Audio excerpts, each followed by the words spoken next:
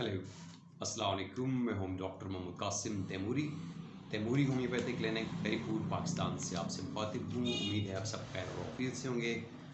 जिन्होंने अभी अभी मेरा चैनल जो है वो ज्वाइन किया है उनसे मेरी रिक्वेस्ट है कि चैनल को आप सब्सक्राइब कर लीजिए ताकि मेरी आपको अपडेट्स मिलती रहें।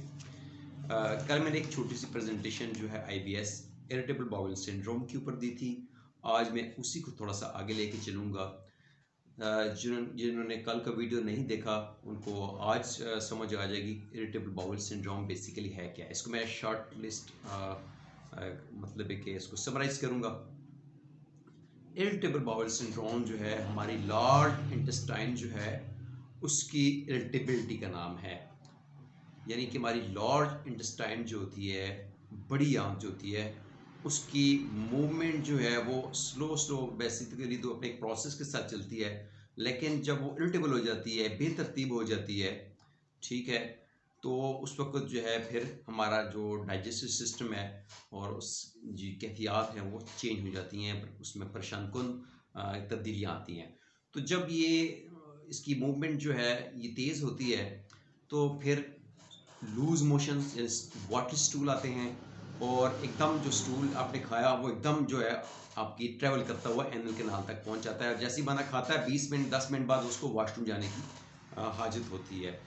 तो इसकी जो सिम्टम मैंने कल आपको बताई थी, यानी इसमें इसको पेट में दर्द होता है, बेचैनी होती है, पेट में खाने के बाद एकदम प्रेशर पड़ता है, उसमें क्रैम्प्स पड़ते हैं, ठीक है, और वॉशरूम की तरफ जो है पेशेंट भागता है कि उसको प्रेशर इतना पड़ता है, मरोड़ पड़ते हैं, क्रैम्प्स पड़ते हैं और बेचैनी, बेतरतीबी, एंजाइटी जो है उसकी मतलब है कि होती है।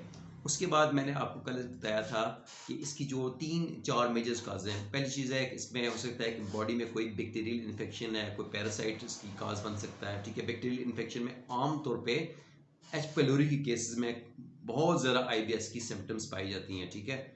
एच पेलोरी मैदे में भी जाके इन्फेक्शन करता है और आंतों में जाके भी इन्फेक्शन करता है, तो इसकी एच पेलोरी काज हो सकती है। मेरे पास जितने पेशेंट्स आते हैं उनका एच पेलोरी पॉजिटिव होता है और वो IBS का भी शिकार होते हैं, और उसके साथ वो स्ट्रेस और एंजाइटी का भी शिकार, हेल्थ एंजाइटी का भी शिकार होते हैं। मैंने कल आपको ये भी बताया था उस प्रेजेंटेशन में कि मैंने बारहा ऐसे पेशेंट देखे अपनी प्रैक्टिस में कि जो जॉब करते थे दूसरी सिटीज़ में, अपने घर से दूर, मुल्क से बाहर, और वो IBS का शिकार थे उस स्ट्रेस की वजह से, ठीक है। स्ट्रेस उन्होंने IBS जो है वो काज कर गया था उनका। तो IBS के साथ भी स्ट्रेस होता है और IBS स्ट्रेस भी काज बन सकता है। तो वो लोग जो थे, मैंने देखा 3-4-5-6 लोग जो थे वो IBS की वजह से तंग आके जॉब छोड़ के घर आ गए। तो ये इतना एंजाइटी काज करता है। तो दूसरी इसकी वजह मैंने आपको बताई थी कि इसकी दूसरी वजह ये है कि दूसरी तो होगी स्ट्रेस, तीसरी वजह इसकी है मेडिकेशन। यानी आपने बेतहाशा मेडिसिन इस्तेमाल कर ली, ठीक है, या कोई आपको टाइफाइड हुआ, कोई मलेरिया हुआ, कोई क्रॉनिक इलनेस हुई आपको, आप 15 महीने 10 दिन, एक 15 दिन 10 महीने आप जो है कम अज़ कम जो है बीमार रहे, ठीक है।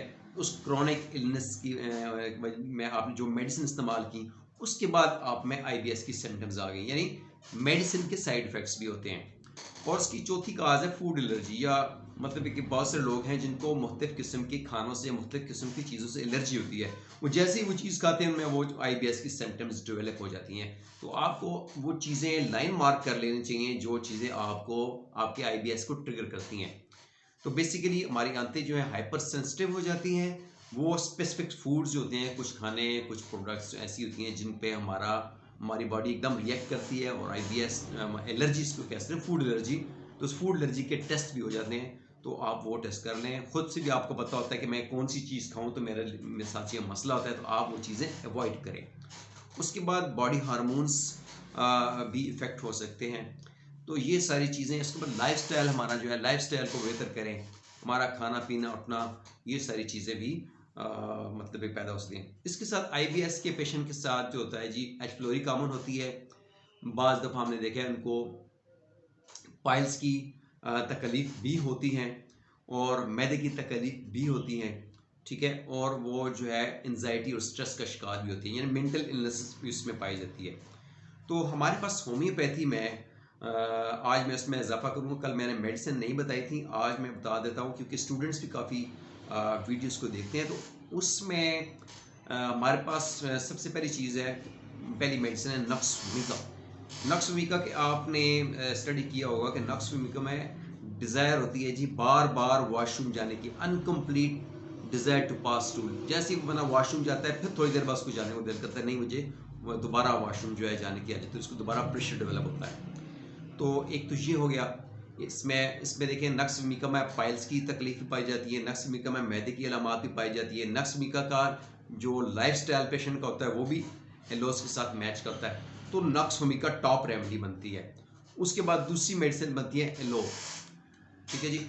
एलोज में आप देखते हैं जी कि इसमें भी बंदा जैसे ही पेशेंट खाना खाता है और उस खाना खाते ही वो जो है फौरी जाके उसको वॉशरूम जाने की आदत होती है, तो एलोज जो है आप उसको दे सकते हैं। एलोज में आप देखते हैं कि उसमें पेशेंट को बार बार जो है उसमें भी incomplete desire to pass stool होती है, पाइल्स की सिम्टम भी उसमें पाई जाती हैं, बवासीर की सिम्टम्स पाई जाती हैं। एलोज जो है इसमें ये पाइल्स की ग्रेड 3 और ग्रेड 4 की मेडिसिन बनती है, यानी उसमें जो मस्से होते हैं वो बाहर लटक रहे होते हैं। ठीक है जी। उसके बाद हमारे पास मेडिसिन वाटर स्टूल में पोडोफाइलम है। पोडोफाइलम आप दे सकते हैं। ये मेडिसिन भी जो है हमारी जो IBS के साथ जो है वो करीब 3 इसकी सिम्टम्स होती हैं। इसके बाद आप लाइकोपोडियम और दूसरी दीगर मेडिसिन आप जो है जो भी उसके साथ मैच करती हैं आप उसको दे सकते हैं, लेकिन ये 3 नक्स वोमिका, एलो और उसके बाद जो है जी आपकी पोडोफाइलम और लाइकोपोडियम, ये मेडिसिन जो है आप उनको दे सकते हैं। इसके साथ और भी बहुत सारी मेडिसिन, मैंने आपको सिर्फ 3-4 मेजर मेडिसिन का नाम बताया। तो ये ट्रीटमेंट जो होती है बेस करती है पेशेंट की अलामात, उसकी कैफियत, उसकी काजेज़ के ऊपर। यानी जब आपके पास पेशेंट आएगा तो आपने उसकी काजेज़ देखी, आया उसमें कोई इन्फेक्शन है, बैक्टीरियल इन्फेक्शन है, कोई पैरासाइट है। आपने उसमें देखना है कि इसको स्ट्रेस या एंजाइटी का शिकार है। आपने ये देखना है कि इसने कोई मेडिसिन का बहुत ज़्यादा इस्तेमाल किया है या इसको किसी किस्म की फूड एलर्जी है। ये 4 मेजर काजेज़ हो सकती हैं, चारों मेजर काजेज़ की अलग-अलग मेडिसिन्स हैं। ठीक है? तो पेशेंट्स को आप स्ट्रेस मैनेजमेंट, एंजाइटी मैनेजमेंट के लिए उनको मेडिसिन आप दे सकते हैं। ठीक है जी। इसमें एंजाइटी की मेडिसिन आप देखिए, आर्सेनिक एल्बम हमारे पास बड़ी अच्छी मेडिसिन है, एकोनाइट आप दे सकते हैं। इसके साथ और कुछ मेडिसिन है जो एंजाइटी को कंट्रोल करती हैं, वो भी आप दे सकते हैं। तो इंशाल्लाह मेरी आपसे फिर बात होगी। Take care. अल्लाह हाफ़िज़।